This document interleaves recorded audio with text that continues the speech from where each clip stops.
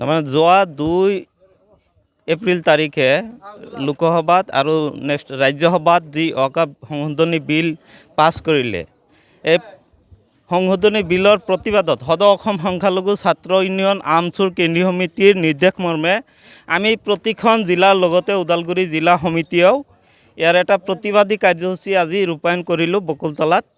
আৰু আমি আশা ৰাখিছোঁ আমাৰ অহা 9 তাৰিখত গুৱাহাটী চচলত এটা ইয়াৰ বিৰুদ্ধে তীব্ৰ গণতান্ত্ৰিক আন্দোলন গঢ়ি তোলা হ'ব আৰু তাত গোটেই অসমবাসী ৰাইজক যোগদান কৰিবলৈ আহ্বান জনাইছোঁ।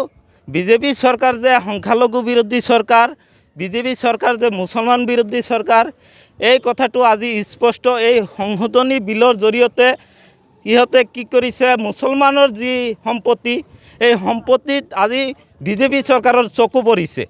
আজি মুছলমানসকলে কোনো ধৰণৰ মঠ মন্দিৰ বা তেনেকুৱা ধৰণৰ অনুষ্ঠানৰ সম্পত্তিৰ ওপৰত চকু দিয়া নাই।